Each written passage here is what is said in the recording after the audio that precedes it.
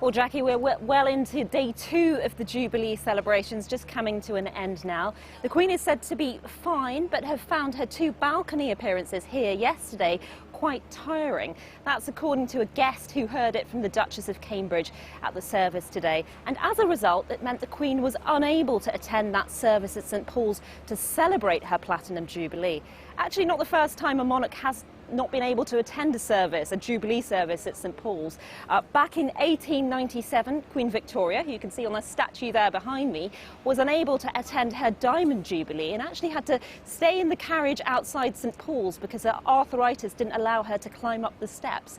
However, the Queen today had to watch it at home on television from Windsor Castle, much like many of you did.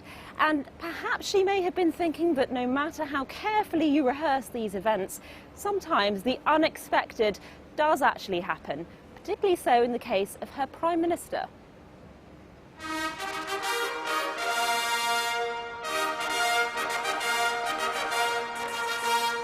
The leading lady may have been unable to attend, but the show must go on. So Prince Charles and the Duchess of Cornwall led royals at the service of Thanksgiving at St Paul's, with the Queen herself reportedly watching the service on television after suffering discomfort yesterday. More eyes were on the future of the monarchy, and the crowds who'd gathered from the early hours were still content enough. We're disappointed because we were hoping to see the Queen, but we're happy to see the others. Very excited, very excited. Coming right away from Cameroon. All the way from Cameroon? Yes, from Cameroon. We didn't get to see her yesterday either. That was disappointing. You're hardcore. Are you doing all 4 days? Yeah, we're going home Sunday evening. Yeah, I'm a big fan. I was there yesterday. I left my hotel at 3 a.m. You wouldn't expect your own granny to come out at 96 and be paraded in front of everybody, would you? She deserves a rest. Bless her.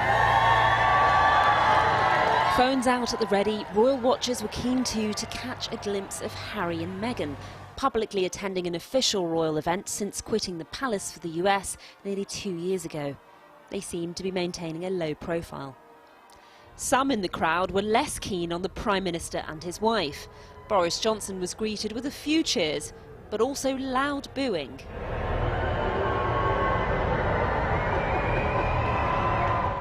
Perhaps he sought solace in his reading of the Bible during the service.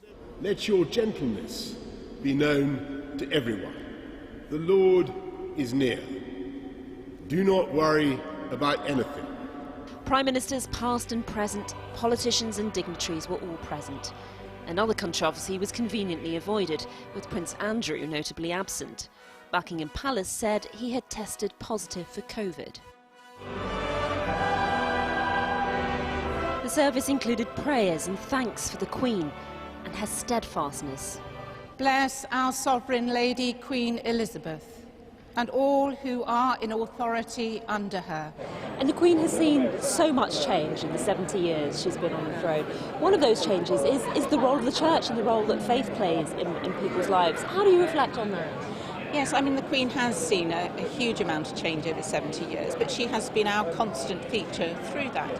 And I do reflect that whilst her Christian faith is central to Her Majesty the Queen, she also listens to other people of other faiths, and particularly in the role as she's been across the Commonwealth.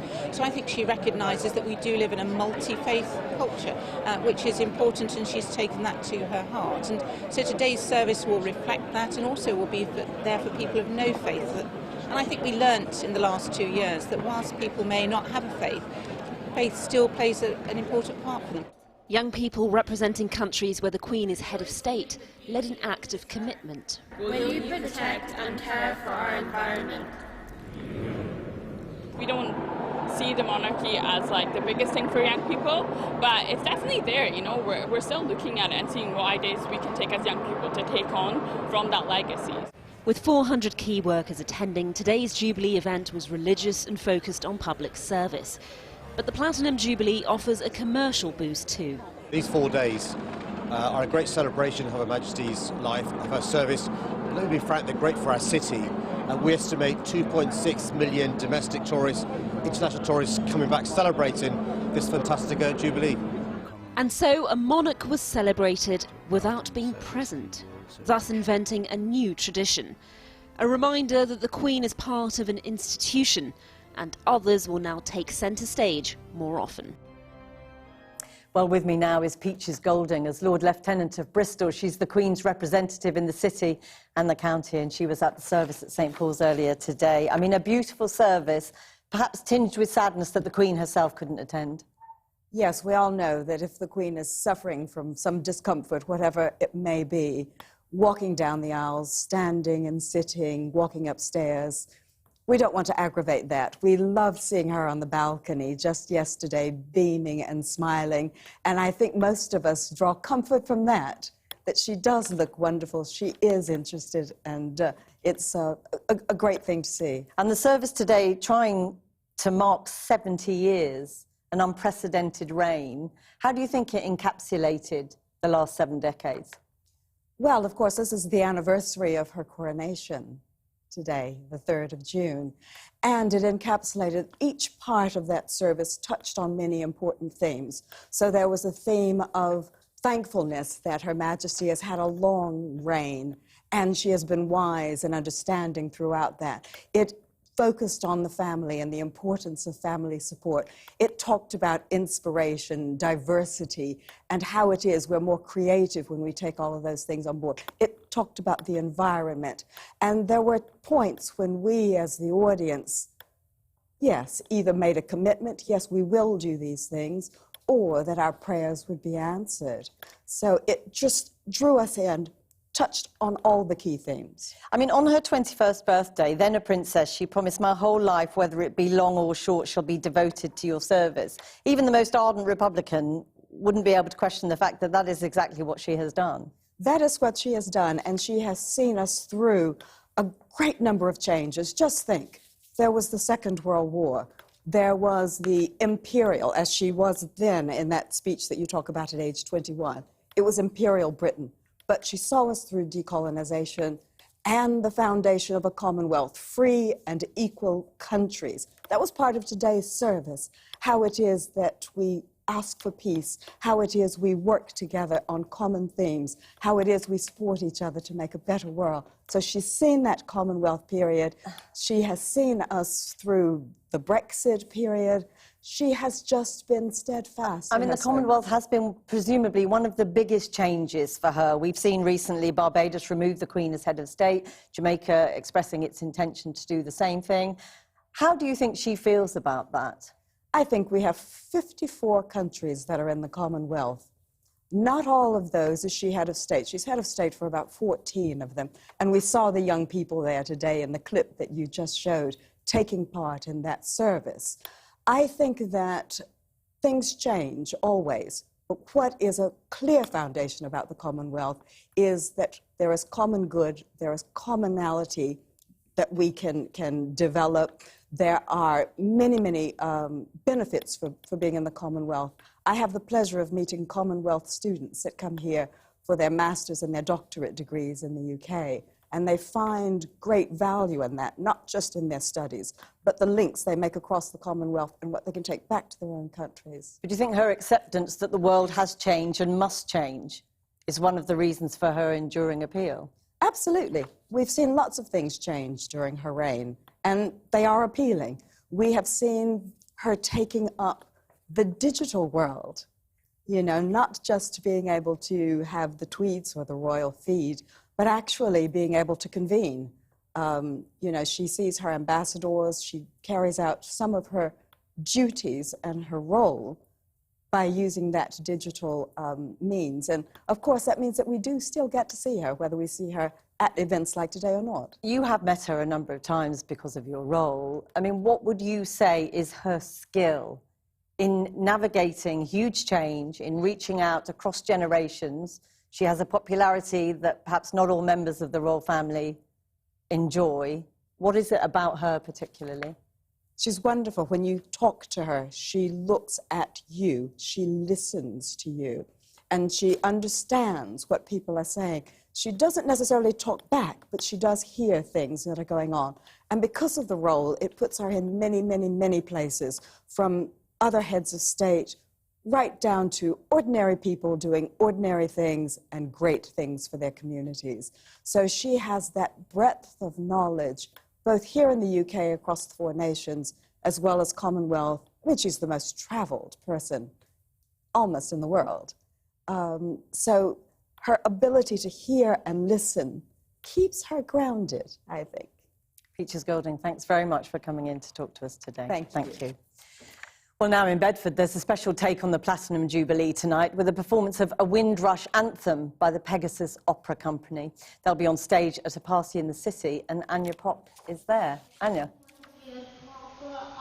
Yeah, we're here at the Caribbean Jubilee celebration. The music has just stopped for a second, as always is the way with live TV, but they'll be singing again in the moment, and hopefully you'll get to hear some of that. But all across today, the choir have been singing across Bedford, leading up to this event and this beautiful church here tonight. People have come down to enjoy the Jubilee celebrations and the extra day off.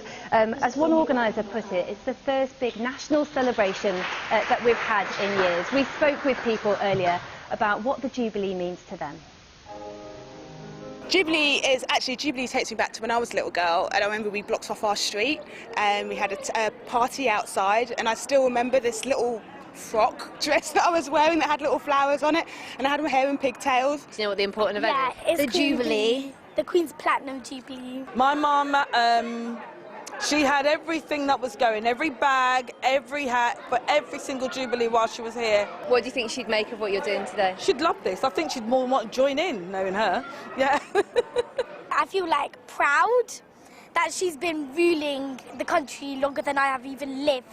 She's really, really old, and she's really cool and she's kind. Yeah, well, the music started again here. You can hear it's absolutely beautiful.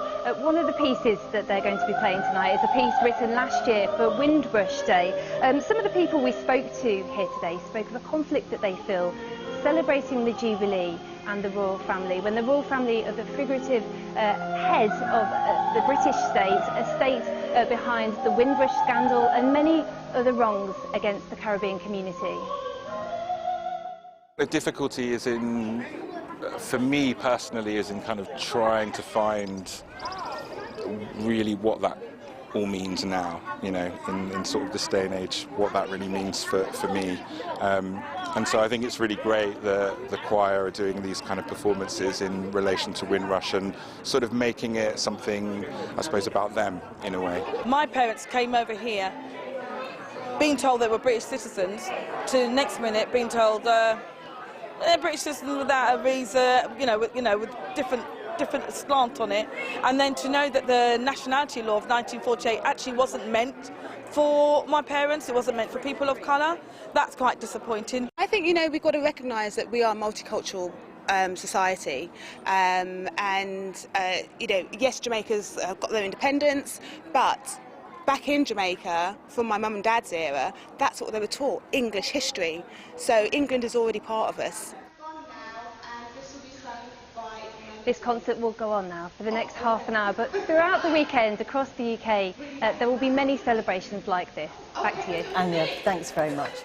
And if you want to hear more about the changing relationship between the Caribbean and the Queen, you can listen to today's episode of The Forecast, available wherever you listen to your podcasts. Well, now, here's staying power. There are some people who have been celebrating the Queen's reign since the year when she first came to the throne. In Worcester, one group of pensioners who joined together to mark the 1953 coronation are gathering on the very same street this weekend to mark the Jubilee. Jane Dodge has been down to meet them.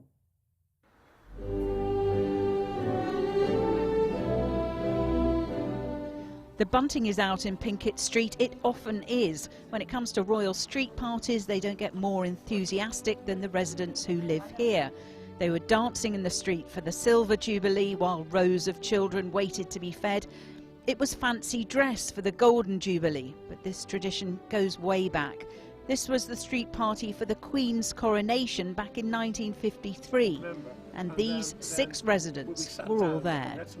So where are you on there? Me. 42. Father went out on the previous weekend and bought a television, and they fitted this television about 3 days before, and we all sat around the television, and there was only 3 televisions in the street, and about a third of the street came into our house.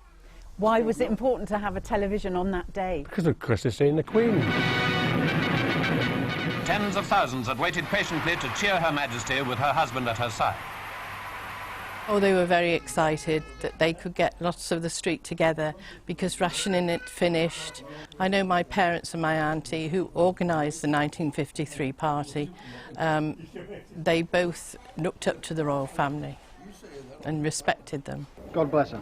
That respect for the Queen was still very much evident for the Silver Jubilee. We've got to take that all off again. Millions held street parties.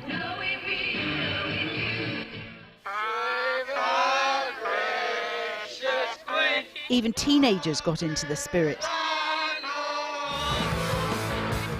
Although it has to be said, others were pogoing to the Sex Pistols instead. Back at Pinkett Street, there's talk of succession and Prince Charles. He's had a grandmother who's fantastic. He's got a mother who's fantastic. He's got to keep up the work that his grandmother and his mother have done. The Queen's absence at today's Thanksgiving service has focused minds. Not everyone's convinced that Prince Charles is the right man for the job. I'm a little concerned what happens after she's gone. What's going to happen to the family? You know. Why? I don't know about Prince Charles. You know. What do you think the royal family have to do then to maintain their popularity? Keep doing what they've been doing. I think us older ones appreciate the royal family more, and some of the younger ones, it's just part and parcel of Great Britain. They don't seem to think or respect the Queen and the family like we all did. What does the monarchy have to do to win those people over then? I think the way that they're going to win them over is really with Prince William. I think he's the one that will probably pull the country back together. With Charles, he's obviously getting on and he's going to get older. And would he be so forward-thinking, you know, whereas perhaps Harry or William, I mean, I know Harry's caused a lot of mayhem at the moment, but I still think he's... You think he can be welcomed back into the family fold? I think so. And these vases I've still got. Yeah. Yeah. Like any good reunion, the Pinkett Street gang are happiest when they're reminiscing. They're hoping they'll be celebrating with another street party for the Queen's 100th birthday. Until then, they're expecting more than 200 neighbours to join them for their Platinum Jubilee party on Sunday.